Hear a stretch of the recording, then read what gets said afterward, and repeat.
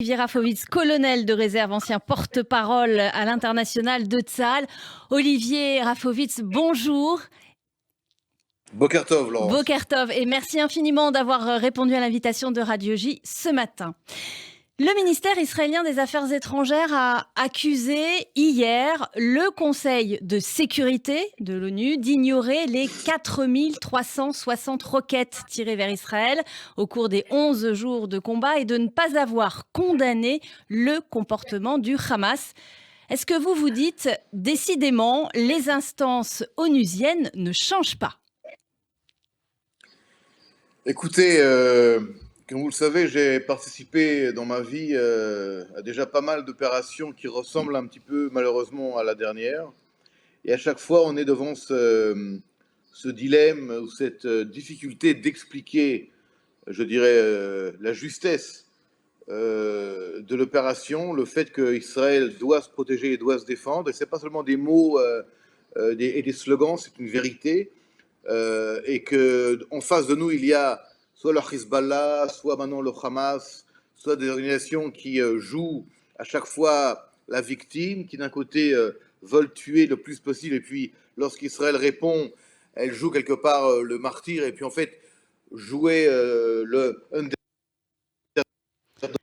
le côté faible. Et par rapport à ça, je dirais, comme une espèce de déjà-vu, revient à chaque fois à cette définition que nous sommes un État puissant, que nous sommes à chaque fois dans une réaction plus forte qu'elle devrait être, etc., etc. Donc la réaction de cette nuit du Conseil de sécurité ne me surprend pas, mais de vous à moi, c'est pas ça qui décide des choses. Le fait aujourd'hui, et c'est ça qui est important, c'est qu'il y a une défaite du Hamas. Une défaite militaire extrêmement cuisante. Le Hamas ne va pas le dire. Comme à l'époque, le Hezbollah ne l'a pas dit non plus. Mais depuis 2006, pour ce qui est du Hezbollah, le chef du Hezbollah, Nasrallah, se cache dans un bunker, ne sort pas de ce bunker. Et lorsqu'il apparaît, il apparaît pour quelques minutes, ou souvent par Zoom ou par Skype, et puis il revient très vite se cacher. C'est un peu ce qui se passe également maintenant avec la bande de Gaza. Il y a des cris de victoire scandés en apparence, mais en fait, une défaite totale. Mais ce qui est important maintenant, c'est pas de dire qui a gagné et qui a perdu, parce que on a gagné. Mais ça, c'est pas important de le dire. Maintenant, c'est comment traduire cette défaite du Hamas en un avantage politique long terme pour Israël et pour les Israéliens. Ça, c'est une chose qui dépend d'Israël et c'est la prochaine étape. Alors, vous parlez de défaite du Hamas. J'aimerais quand même qu'on y revienne un petit peu plus en détail. Est-ce qu'on peut estimer les dégâts causés, les ravages causés justement dans les rangs du Hamas par l'armée israélienne? Est-ce qu'on a une idée, une évaluation? Oui. On a plus qu'une idée, puisque vous savez qu'on a peut-être un des meilleurs services de renseignement du monde. Cette opération, elle s'est faite conjointement avec le renseignement, le Shin Bet et entre autres l'armée de l'air israélienne. Toutes les cibles ont été extrêmement vérifiées, les frappes ont été très précises. De vous à moi, le nombre de morts est à peu près 200 membres du Hamas et du djihad islamique qui ont été éliminés par Tsahal, dont 25 membres très importants. Actuellement, le Hamas est en train de sortir des décombres et des souterrains d'autres terroristes qui ont été éliminés par Tsahal, et de petit à petit les noms de ces terroristes sortent à l'extérieur, et puis les funérailles ont lieu. Pour l'instant, tout avait été caché par le Hezbollah. Il y a eu, heureusement, je vous le dis, heureusement, très peu de victimes civiles dues à des frappes israéliennes. Par contre, il faut savoir que à peu près 4400 missiles, vous l'avez dit tout à l'heure, ont été tirés par le Hamas durant 11 jours de combat, mais ce que les gens ne savent pas, c'est que 600 missiles, je veux dire 600 missiles du Hamas. Nous avons un petit problème de liaison avec Olivier Rafovitz.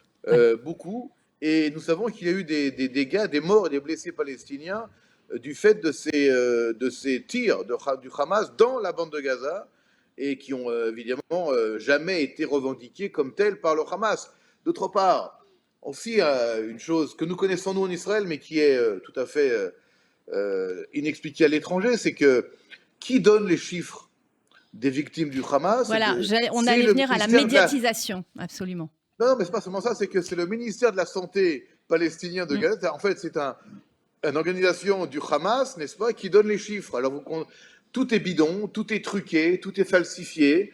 Personne ne vérifie rien, mais les chiffres qui arrivent du Hamas vers l'extérieur deviennent pratiquement la vérité absolue. Alors que nous, en Israël, lorsque nous donnons des chiffres, on est vérifié, revérifié, on nous demande des preuves à l'appui. Donc, c'est pas seulement, si vous voulez, une guerre juste entre Israël et une organisation terroriste islamiste intégrée, c'est également une espèce de grande parodie comme ça de la pseudo-vérité. C'est une guerre de communication. Vous diriez que c'est une guerre de communication aussi?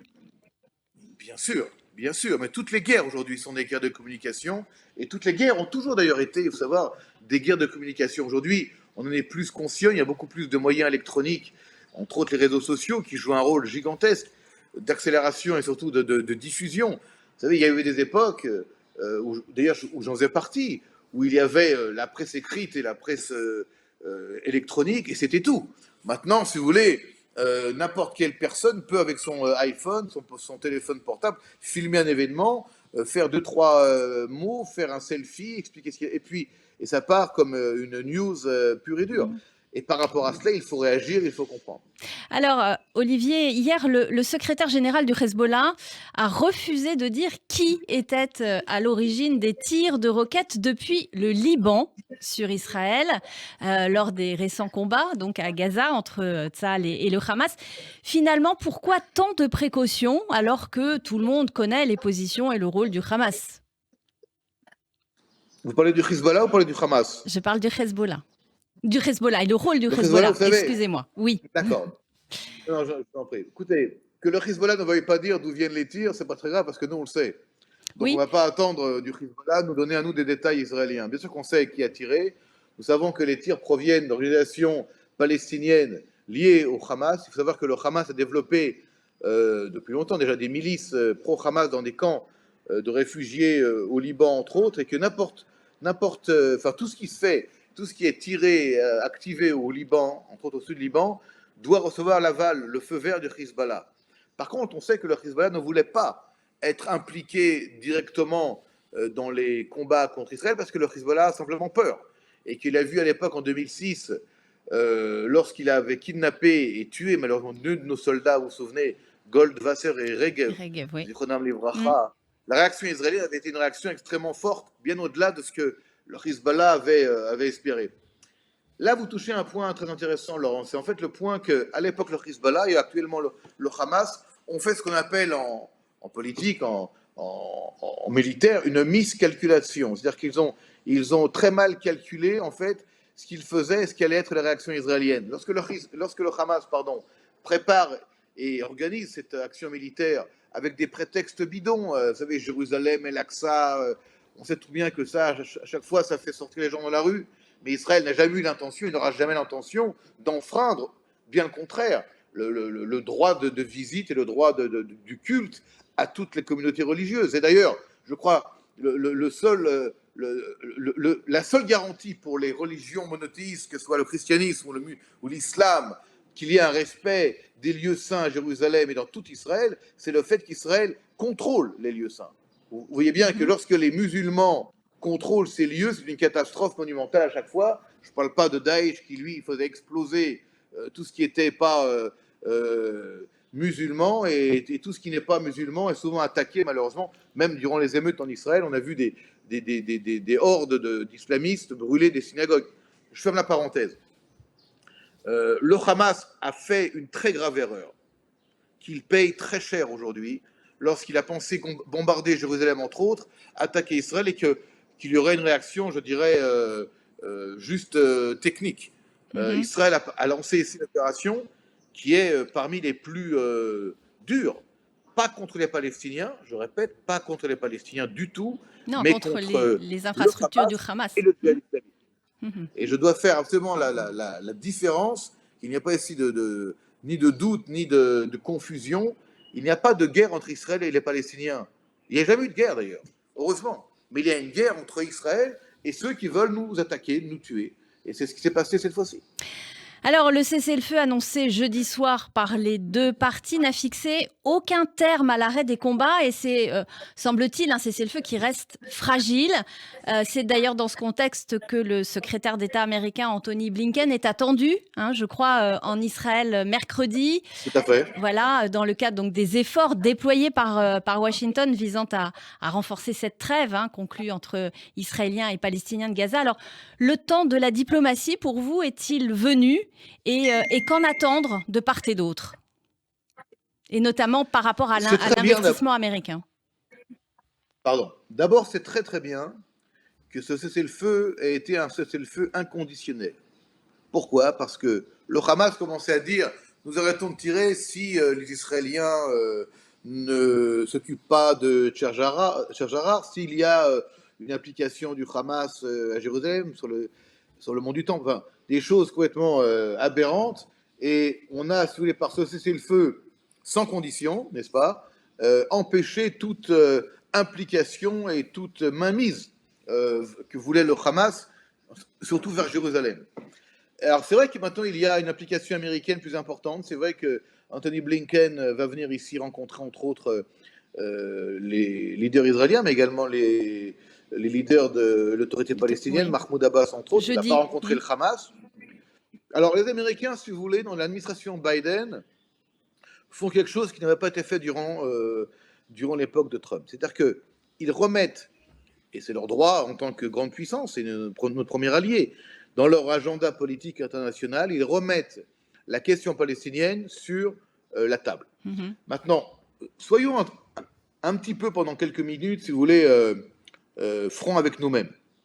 Les accords d'Abraham ont été et sont une réussite inimaginable pour Israël et pour les pays arabes qui ont signé ces accords, mais peut-être que le fait que cette guerre ait eu lieu et que nous ayons défait le Hamas, que nous soyons actuellement en position de force parce que, de vous à moi, ça a également servi Mahmoud Abbas et l'autorité palestinienne, fait qu'aujourd'hui, s'il doit y avoir des discussions et des contacts sur le dossier palestinien et que les Américains veulent jouer en l'important, la situation n'est plus la même qu'elle n'était il y a un mois. Et je pense, de manière très, très humble, je pense que lorsque M. Biden dit hier ou avant-hier qu'il n'y aura pas la paix au Moyen-Orient tant que les États arabes n'accepteront pas l'idée que l'État d'Israël est un État juif et qu'il doit être respecté en tant que tel et vivre en tant que tel, c'est un mot important qui fait que les Américains peut-être changent d'approche, mais au fond, l'alliance américano-israélienne est très solide, elle dépasse les administrations, et soyons positifs et soyons surtout très concrets par rapport à la nouvelle étape qui se met en place. Alors, un mot de ce qui se passe actuellement en Europe et notamment en France, mais aussi en Allemagne et dans d'autres pays, avec ces manifestations à répétition, ces manifestations pro-palestiniennes qui d'ailleurs ont de moins en moins de manifestants. Hein. Hier, il y avait moins de manifestants que samedi dernier, mais elles sont quand même là, avec des slogans parfois très forts, très virulents. Comment ces manifestations sont-elles perçues en Israël? Et vous évoquiez, en préparant notre entretien, une éventuelle réflexion autour d'un retour à une communication à destination des Européens de la part d'Israël, communiquer sur effectivement la politique israélienne en la matière. Écoutez, d'abord, je vais vous dire quelque chose. On est le seul pays au monde, la seule démocratie au monde, à faire la guerre directement à l'islamisme intégriste. C'est-à-dire que lorsque l'islamisme intégriste se lève et frappe, il n'y a pas de compromis. C'est-à-dire qu'à un moment donné, trop c'est trop, et les responsables doivent payer, et ceux qui mettent de l'huile sur le feu et frappent et veulent tuer et crient mort aux Juifs, mort à Israël, mort à l'Amérique, mort à la démocratie, doivent payer un prix. Maintenant, il y a aussi un prix à payer lorsqu'on fait la guerre à l'islamisme intégriste. C'est malheureusement une espèce de collusion, encore une fois, paradoxale, mais qui est existante aujourd'hui, entre une ultra-gauche et l'islamisme intégriste, espèce de choses qui pourraient aujourd'hui, à mon avis, se faire retourner dans sa tombe Karl Marx et tous les marxistes qui sont à la base de la gauche historique. Mais c'est un cas qui existe aujourd'hui. Nous devons, nous, envoyer, je pense, beaucoup d'informations. Nous devons travailler vraiment en communion et en coordination avec toutes les organisations juives, mais pas seulement juives, qui sont pour la démocratie, pour la paix, et également pour un combat qui soit culturel dans la communication, mais également parfois sur le terrain, contre l'islamisme intégriste. Je sais qu'il n'y a pas le temps, mais juste un dernier mot. L'islamisme intégriste gagne du terrain partout. On le voit aussi aux USA. Et il est interdit pour une démocratie de lui laisser la place. Donc c'est soit on gagne, soit on gagne. Eh bien, c'est sur cet appel à la vigilance, Olivier Rafovitz, que s'achève notre entretien. Merci beaucoup d'être intervenu ce matin sur Radio J. À très bientôt et très belle journée à vous.